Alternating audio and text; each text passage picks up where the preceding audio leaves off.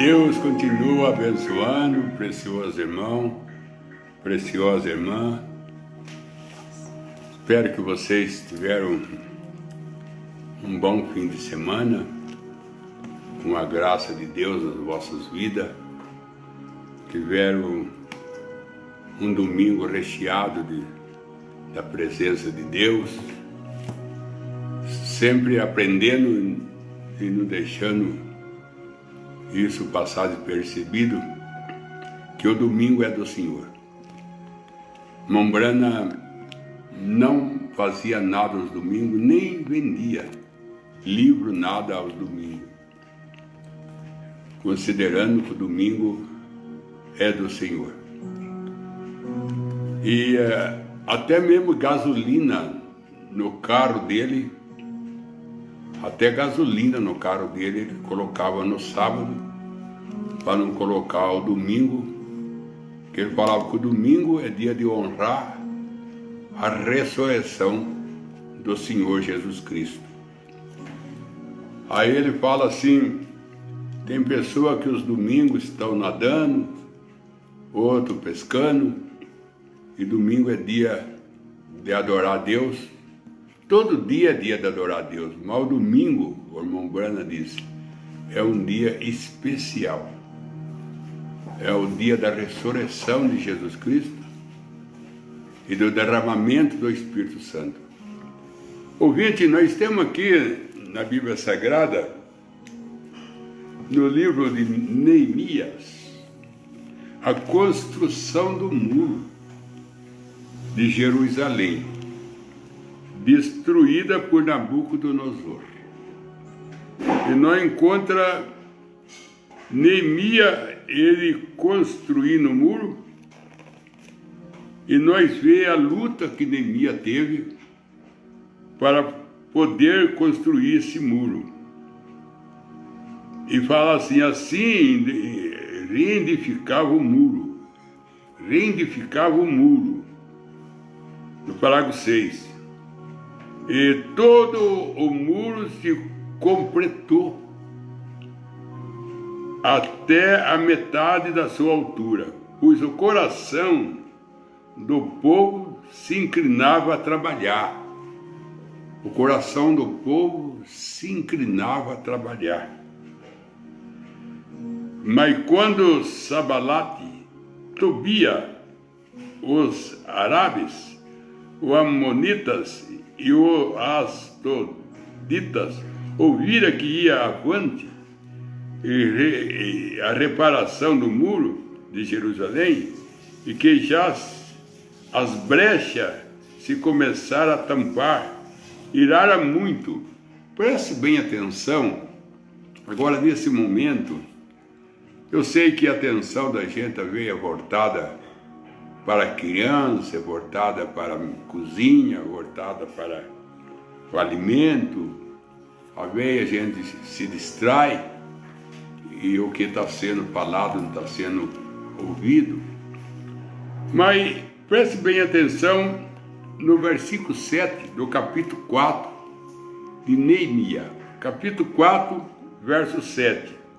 Mas quando Sabalate era inimigo, quando Sabalate e Tobia, os arabeus, e os amonitas e os asdonitas ouvira que ia avante a reparação do muro de Jerusalém e que já a brecha se começava a tampar, irara muito. No verso 7 está falando que as brechas do muro começavam a tampar. Porque não é só fazer muro. Existem as brechas no muro. E eles começaram a tampar as brechas do muro. E Deus também, quando ele parou de trabalhar com Israel, que ele começa a trabalhar com o gentil para tirar uma noiva, formou uma brecha entre Israel. E nessa brecha entrou nós, que somos a noiva, o gentil. O gentil está parado numa brecha. O gentil está parado numa brecha. Eu quero usar essa palavra de Neemias 4:7. Eu quero usar essa palavra, aonde diz assim, aonde disse, já a brecha se começava a tampar. Já a brecha se começava a tampar. Brecha. O irmão Brana prega uma mensagem no 7 selo, chamado brecha. Chama brecha a mensagem. Parado na brecha. Nós estamos parados na brecha. E um dia essa brecha tem que se fechar. E ela não pode fechar enquanto nós estamos aqui. Porque nós estamos parados na brecha. Moisés, quando Israel saiu do Egito, que eles entraram no deserto, e o povo começou a reclamar, a murmurar da comida, do maná, da água. E Deus falou para Moisés, a parte desse povo, que eu vou matar esse povo, Moisés, e através de ti eu formarei uma nação. O irmão Brana disse que Moisés parou na brecha. Moisés parou na brecha. Falou, Senhor, se for para matar o povo, mata eu primeiro. Nós sabemos que não era Moisés falando, era Jesus falando, através de Moisés. Se for para matar o povo, mata eu primeiro. Esse pedido de Moisés, se for para matar o povo, mata eu primeiro, cumpriu no Calvário. No Calvário, Deus matou Jesus e poupou o povo que somos nós. Alguém tinha que morrer. E nesse caso, Jesus morreu no nosso lugar. Foi ali no Calvário, quando Jesus desarmou o diabo de todas as ferramentas que ele usava. E uma das ferramentas mais perigosas que Satanás usou por muito tempo é a lei. Satanás matou muita gente com a lei, usando a lei. Mais tarde nós encontramos também muita gente morrendo na arena, por leões, nas fogueiras, morrendo na arena por uma lei que quem não adorasse a besta, quem não adorasse a Babilônia, as imagens da Babilônia, era jogada na arena. Como não há nada novo, tudo se repete. Tudo se repete. A chuva se repete, o inverno se repete, a primavera vai, a primavera vem. O sol sai de manhã, se recolhe à tarde, mas amanhã ele repete novamente a mesma jornada, a mesma caminhada que ele fez ontem. Tudo se repete. E nós sabemos que o que Israel fez, o que Israel caminhou no deserto, murmurando, reclamando, e Moisés parando na brecha, e Moisés falou, for para matar o povo, mata eu. E não era Moisés falando, era Jesus. Então Deus ouviu esse pedido, e no Calvário ele matou Jesus para poupar o povo. Ele matou Jesus e poupou o povo. Então nós encontramos que no Calvário, a lei, que era uma arma muito poderosa na mão de Satanás, Jesus tirou a lei. O irmão Branham diz que a lei terminou no Calvário. Israel segue a lei até hoje porque Israel não reconheceu Jesus. Israel não aceitou Jesus, por isso que eles continuaram na lei. Mas Jesus tirou a lei e colocou a graça no lugar da lei.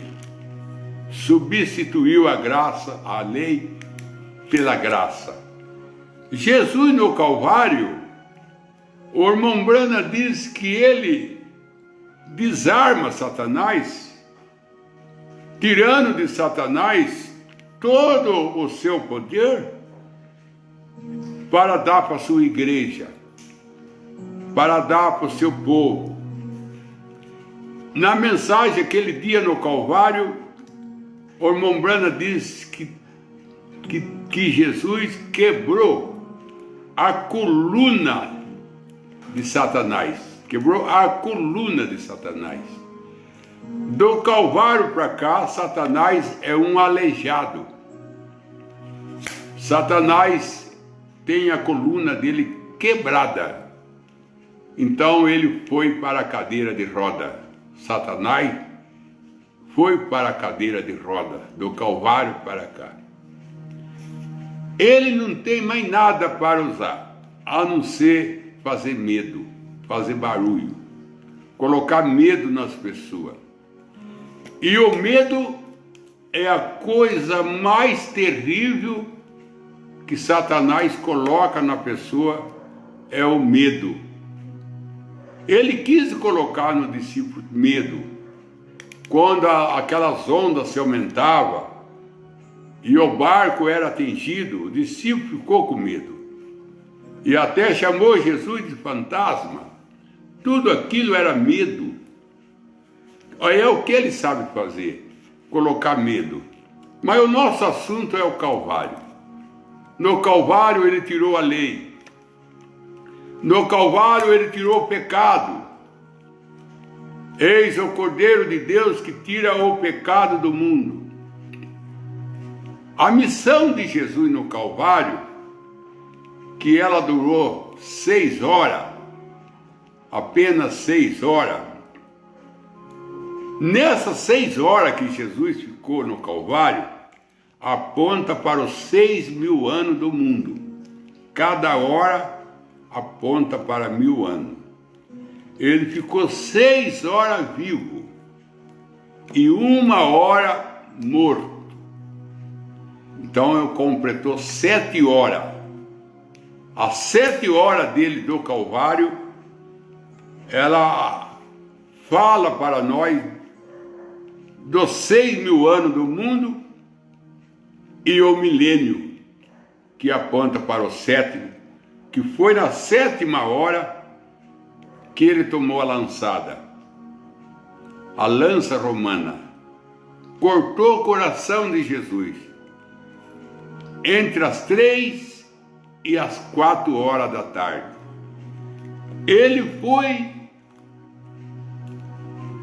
pendurado no Calvário 9 horas da manhã. 9 horas da manhã, que era a hora do primeiro sacrifício. Israel fazia sacrifício 3 vezes no dia. Ele orava 3 vezes no dia e oferecia sacrifício. 9 horas da manhã, meio-dia e 3 horas da tarde. Por isso que Daniel orava 3 vezes por dia. Daniel orava 9 horas da manhã, meio-dia e 3 horas da tarde. E Jesus foi crucificado 9 horas da manhã num domingo e ele ficou até as 3 horas da tarde, vivo. Nas 3 horas da tarde ele morre, que era o último sacrifício, que era o horário do último sacrifício. E entre as 3 e as 4 é que ele toma a lançada e é aí que a noiva sai. A noiva sai de Jesus como a Eva saiu de Adão. A noiva sai de Jesus e como a Eva saiu de Adão. A Eva saiu de Adão quando Deus deu um profundo sono a Adão, e tirando uma costela e fez dela Eva. E quando ele toma aquela lançada, sai água, sangue e sai o Espírito. Justificação, santificação e batismo com o Espírito Santo. E quando ele foi pendurado às 9 horas da manhã, que ele é levantado, antes dele ser levantado, ele foi pregado na terra. E ele morreu entre o céu e entre a terra. Ele não morreu na terra porque a terra tinha rejeitado ele. Ele não morreu no céu porque o céu também tinha rejeitado ele. O único lugar que sobrou para ele morrer foi entre o céu e entre a terra. É nesse lugar que ele vai encontrar com nós no Ares. No lugar que ele morreu, entre o céu e entre a terra. Agora, quando ele toma essa lançada, antes dele ser levantado na cruz, ele já foi levantado, crucificado. Não crucificaram ele no ar, crucificaram ele na terra, deitaram ele em cima da cruz, com 3 pregos. Cada mão tinha um prego. E o pé dele foi colocado um pé sobre o outro.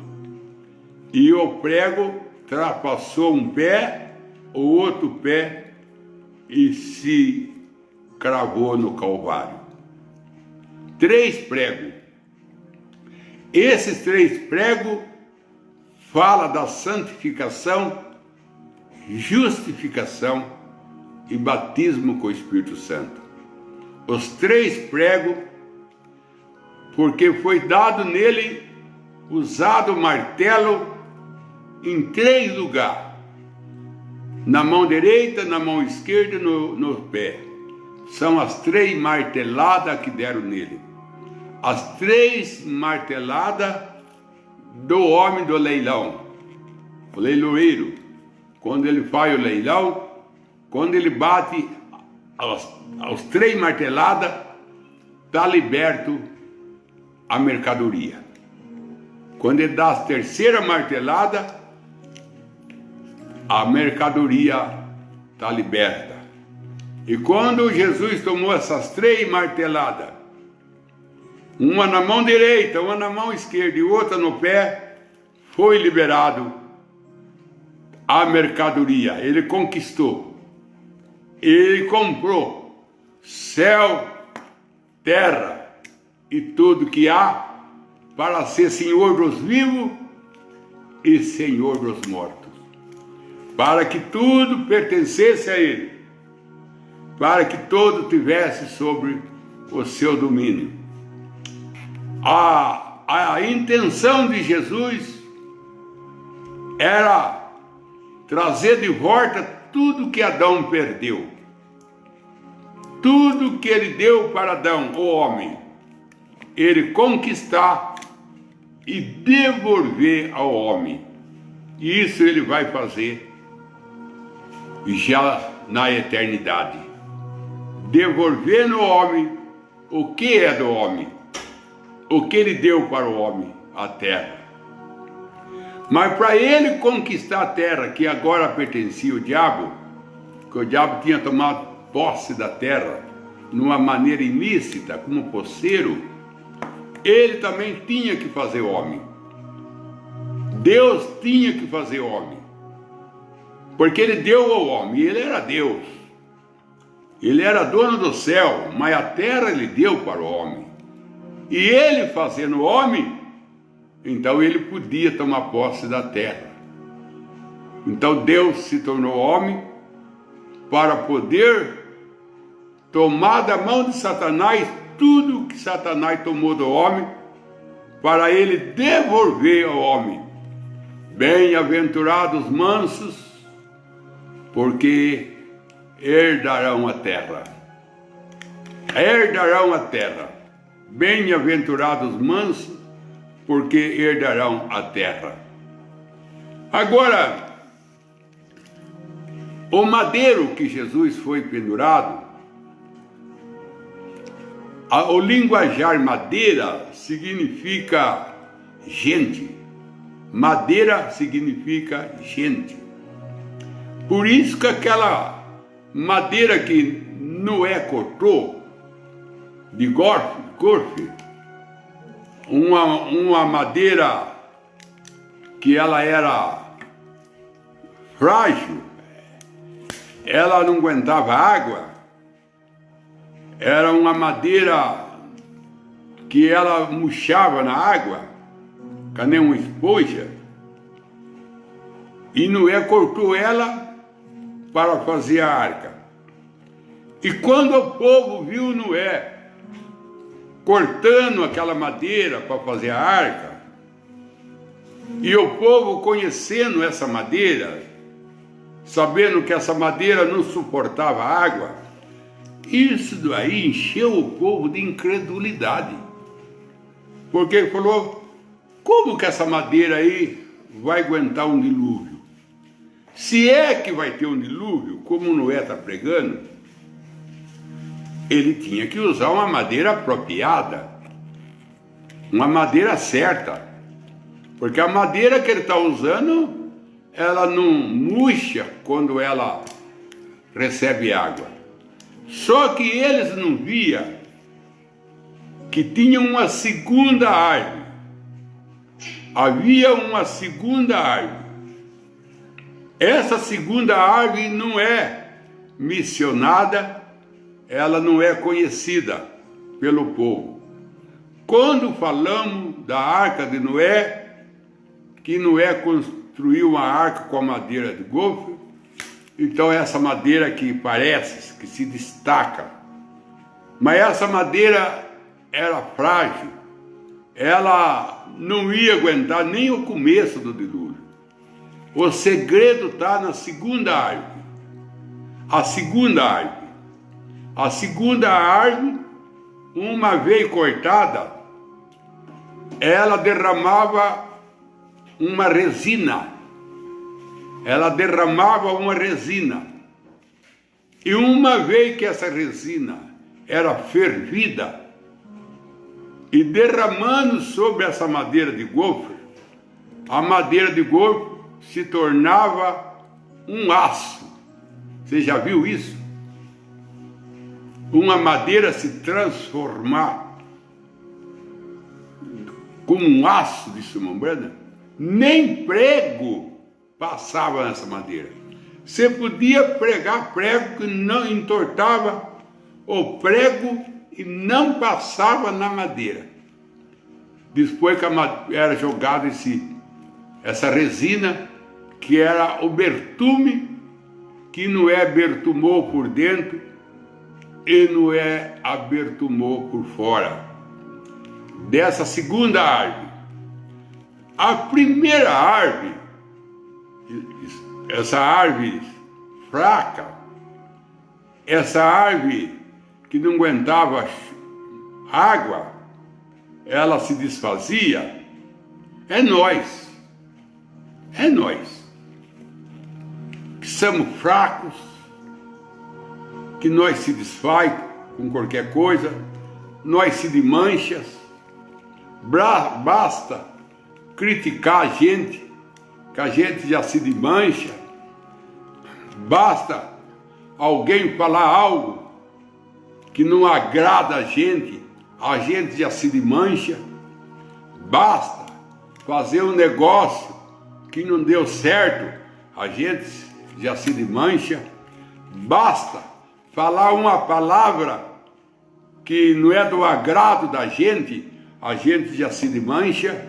Então a gente é a madeira de gofre, é a madeira que não suporta nada. Mas Jesus morreu no Calvário. Agora eu estou voltando para o Calvário, porque o meu assunto é Jesus no Calvário. Aí vem Jesus no Calvário, essa segunda árvore. Foi cortado e a resina saiu de Jesus. A resina é o Espírito Santo. E o Espírito Santo foi derramado. A Bíblia disse que o Espírito Santo é derramado.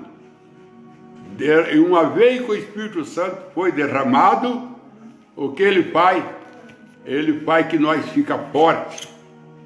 Ele leva nós a ser firme, que nenhum prego consegue traspassar nós. Graças a essa resina, que uma vez fervida, derramada sobre a madeira de gofer, se transforma essa madeira na madeira mais dura que existe. Na madeira mais dura que existe. Jesus foi cortado no Calvário. Ele foi cortado e foi derramado, e o Espírito Santo foi derramado, que é a resina que estava dentro da árvore, foi derramado e foi fervido no Calvário e foi derramado sobre nós. Então aí ele, o Espírito Santo, é o nosso bertume, que ele bertuma nós, fracos que somos, não suportamos nada. Suporta? Você acha que nós suportamos alguma coisa? Então deixa o vizinho ponhar o lixo na frente da sua casa, que você vai ver o que você vai fazer com o vizinho. Você acha que você suporta muitas coisas? Deixa alguém te ofender, você vê onde vai parar o seu nervo, aonde vai parar a sua atitude. Você vai descobrir que você não é de aguentar muita coisa, não. Mas quando o Espírito Santo é derramado sobre eu, sobre você, aí que nós ganhamos uma firmeza, que nós suportamos os insultos, que nós suportamos as críticas, as ofensas, que nós suportamos o que as pessoas tiram contra nós, nós não se desmanchamos mais, como a arca de Noé não se desmanchou, nem sequer um ranhão, nem sequer uma lasca daquela arca foi tirada com vai e vem, com a pressão do dilúvio, que o dilúvio era o juízo de Deus derramado sobre a terra. E nós somos aquela arca de Samambrana. Nós somos aquela arca. Porque aquela arca era construída com 3 repartições. Ela tinha a primeira repartições, segunda e terceira. Ela tinha 30 metros de altura e cada 10 metros de altura era uma repartição. Ela tinha 50 de largura, que 50 é a graça. Ela tinha 30 de altura, que era a perfeição. E era 300 côvados de comprimento, que era 3 de novo. Perfeição 2 vezes. Cada repartição, a primeira, o irmão Brana diz que é justificação. Que é a mensagem para isso? A mensagem chama o Consolador. Você quer o parágrafo também?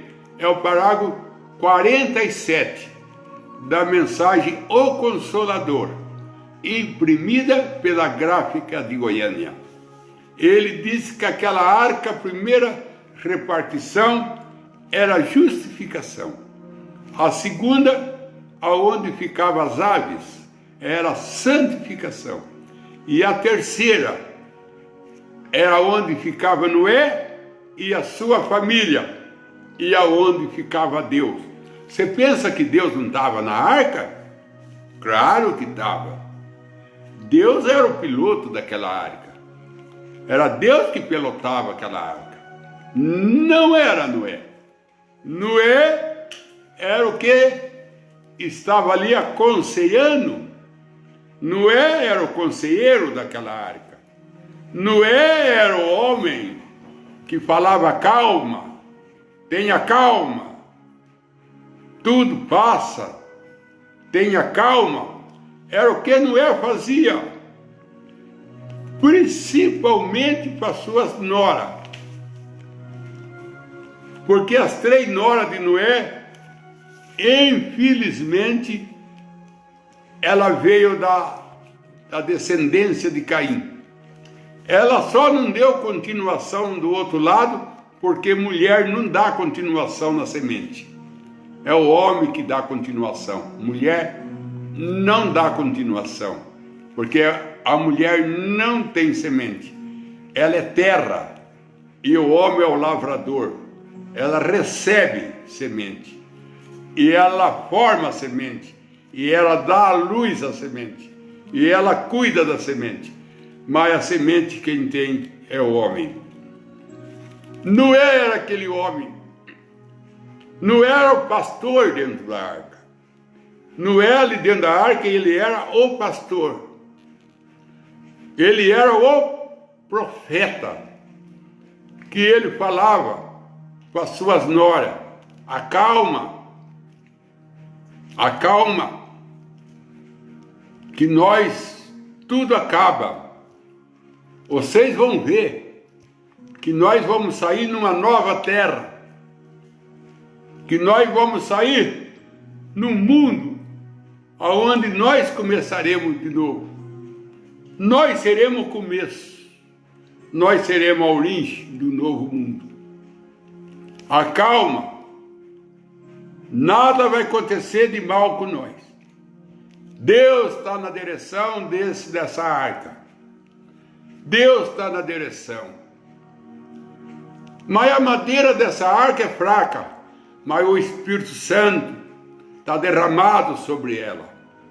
O Espírito Santo deu para ela poder, deu para ela força, porque lá em Ato 1 está escrito: o Espírito Santo descerá sobre vós e dará poder sobre vós, para vós ser a minha testemunha.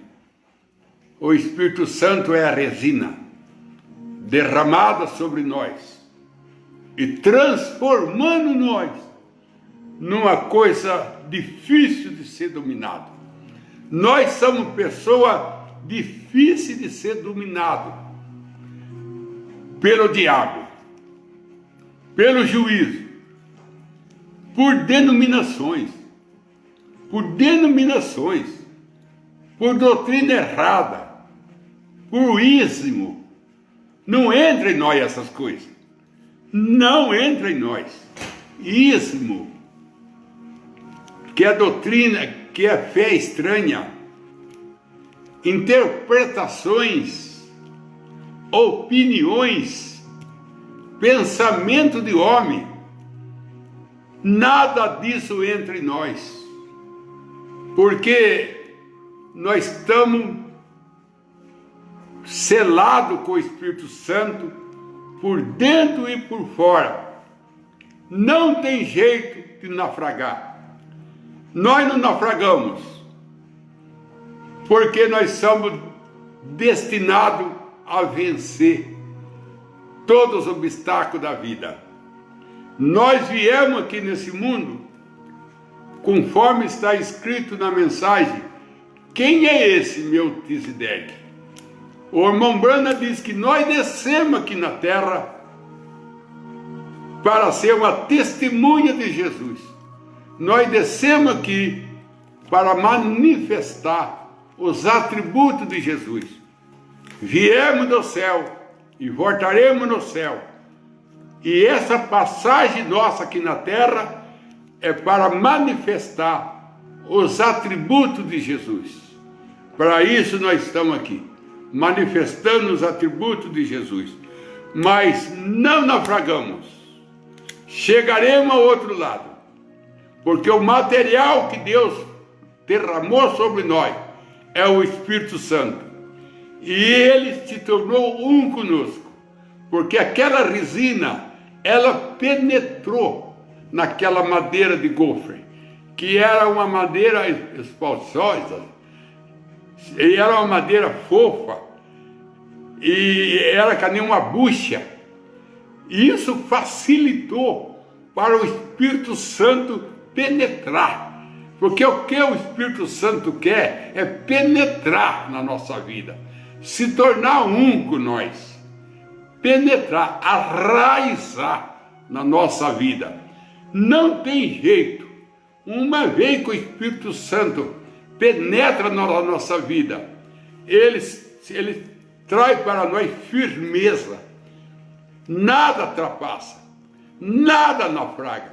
Não tem medo do dilúvio, não tem medo do juízo que cai no mundo.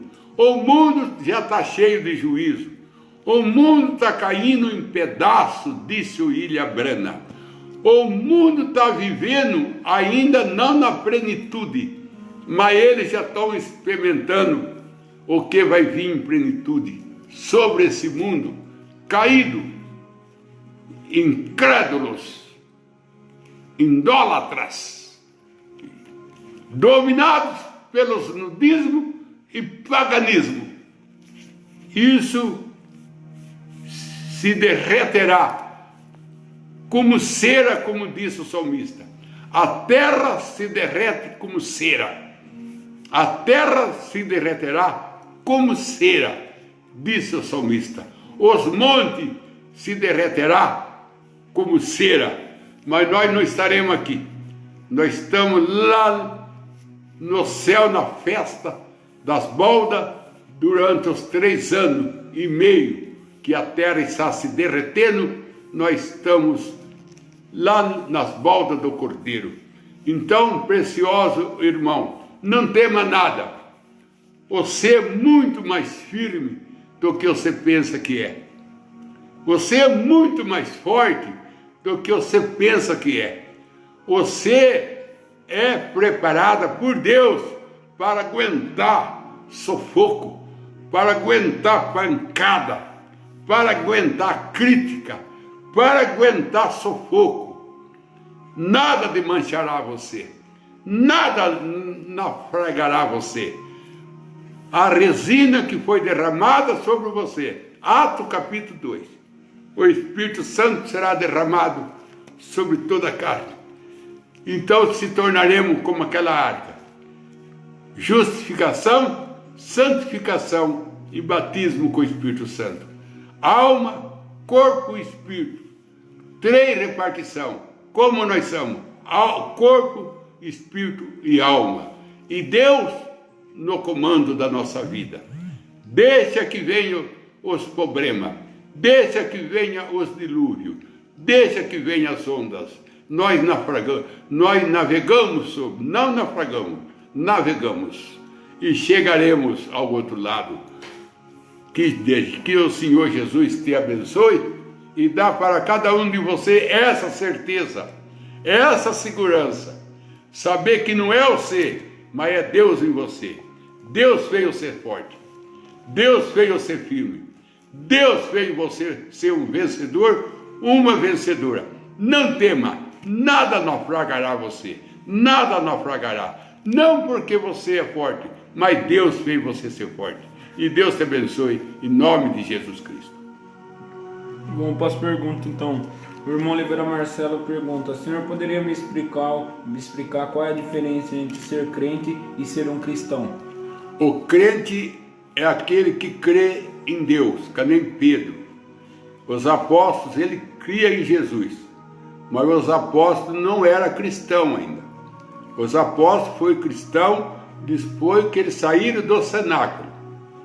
Quando eles ficaram 10 dias no cenáculo, o Espírito Santo desce sobre eles, batiza ele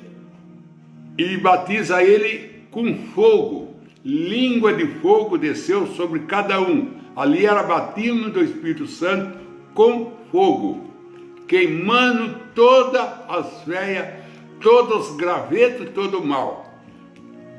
A coluna de fogo, ela se dividiu em língua e repousou sobre cada um deles.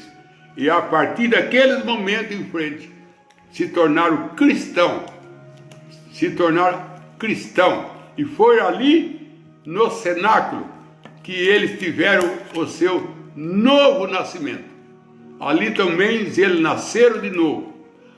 Por isso que Pedro negou Jesus. Por isso que João voltou a pescar. Por isso que os apóstolos voltou às redes. Por isso que os dois no caminho de Maú iam voltando embora, abandonando tudo.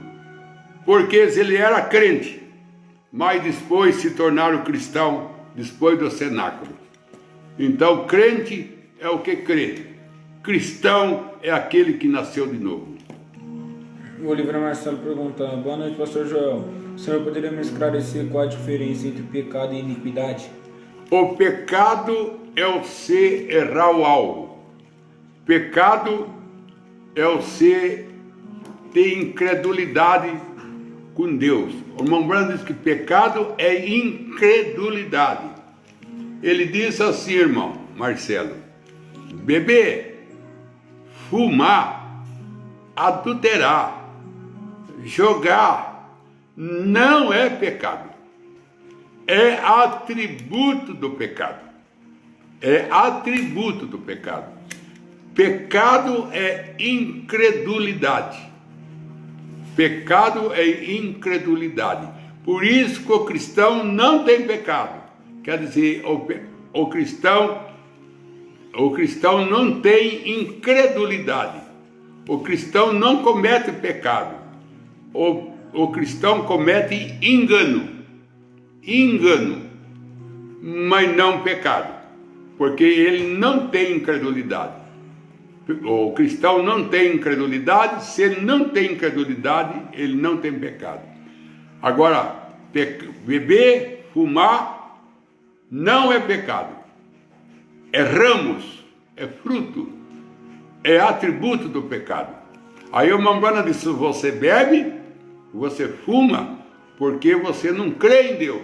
Porque se você cresce, você não fumava, você nem bebia, se nem adulterasse, se nem adultera, porque isso são atributos do pecado. Agora, iniquidade é você conhecer a verdade e não praticar. Você sabe o que é certo e faz errado. Iniquidade, que Jesus disse: afastai vós de mim. Quando eles disseram: Senhor, fizemos maravilha no teu nome, expulsamos demônio no teu nome. Ele disse: afastai vós de mim, que eu nunca vos conheci. Conhecer como novo nascimento, conhecer como eleito, porque Deus conhece todo mundo, mas está falando: eu nunca vos conheci como meus eleitos. Eu nunca vos conheci. Praticador de iniquidade. Ele não diz praticador de pecado. Ele estava falando com crente ali. Ele estava falando com gente religiosa. Porque fizemos maravilha no teu nome. Ele estava falando com gente religiosa. E gente religiosa que não comete pecado, não tem incredulidade, mas tem iniquidade. Sabe o que é certo e faz errado. Sabe que o domingo é do Senhor e continua pescando, continua nadando em piscina, continua dentro de casa, sabendo, jogando bola, sabendo que o domingo é do Senhor. São praticadores de iniquidade. Para esse Jesus disse: afastais vós de mim, que eu nunca vos conheci. O irmão Ademar de Souza: boa noite, obrigado por ter respondido nossas perguntas. E ele pergunta: nós temos uma casa literal aí no céu? Temos sim, com certeza, Ademar. Essa casa não é para moradia, viu, irmão? Porque o nosso corpo glorificado não necessita de casa. Porque ele não cansa, ele não dorme, ele não necessita de casa. Quem necessita de casa são os seres humanos. Porque são os seres humanos, porque nós temos que se abrigar de chuva, de tempestade. Então é o ser humano só o ser humano e os pássaros, né, que aninha, mora em casa. Mas lá no céu não tem moradia, mas nós temos a nossa casa lá para guardar as nossas coisas. Essa casa será como um museu, ela será como uma relíquia, que nós moremos em casa aqui, para lembrar que nós moremos em casa aqui. E se você falar para mim, pastor Joel, vem aqui na minha casa, vê a minha casa, o que você vai mostrar para mim? Você vai mostrar a sua roupa que você usava aqui, você vai mostrar o sapato que você usava aqui, porque suas roupas são todas consagradas a Deus. Todos são consagrados a Deus. Se são consagrados a Deus, aonde é que vai? Se é consagrado a Deus. No inferno não vai, porque coisa consagrada não vai no inferno. Então ela vai para o seu museu. Nem a cadeira do irmão Brana estava numa mansão. Aquela mansão lá, o que era? Era um museu que estava guardando a cadeira do irmão Brana. Então nós temos casa assim, mas não para morar, mas como uma relíquia, como uma recordação que nós moremos em casa. Inclusive, irmão Valdemar, no milênio será feito cabana, não é casa. No milênio é cabana, para relembrar que Israel, que Abraão, Isaac, Jacó, morou em cabana. Então vai ter que fazer cabana no milênio para recordar que eles moraram em cabana. Lá no céu, na eternidade, é casa, para mostrar que nós moramos em casa. É uma relíquia, é uma recordação, mas teremos sim. Vamos para o círio de oração então. Sônia Caldas, pede oração. Antes de orar, eu queria também agradecer, o irmão está agradecendo eu por responder as perguntas, e eu quero agradecer vocês por fazer as perguntas. Por fazer as perguntas. Vocês nem sabem como que ajuda a vocês fazer perguntas. Não me atrapalhe em nada. Pelo contrário, as suas perguntas é que ajudam. Às vezes você faz pergunta e a pergunta que você faz me ajuda. Porque através das perguntas você leva eu a ir na Bíblia, a ir na mensagem, não deixa eu ficar parado, não deixa eu me acomodar. Então, tem pergunta? Faça pergunta. Vocês são cristãos, vocês são eleitos, vocês são arca, vocês são vencedor. E as suas perguntas não é pergunta maliciosa, é pergunta para saber, é pergunta para crescimento na fé. Então, continua fazendo, que eu tenho muito prazer de responder a vossa pergunta, embora que nem sempre a gente sabe tudo, mas o pouco que a gente sabe, a gente passa para vocês, preciosos irmãos. Vamos precisar de oração então. Sônia Caldas, pede oração à sua família. Selimar de Souza, família, em especial seus filhos. Joel Williams, seu favor e família. Thalita Nint, seu favor, família, em especial seu marido Romerito. Marcos Geraldo, a sua família. Sônia Caldas, a sua família. Olivia Marcelo, mais do Espírito Santo em sua vida, e pede oração à sua família. Sônia Correia, ao seu filho Daniel.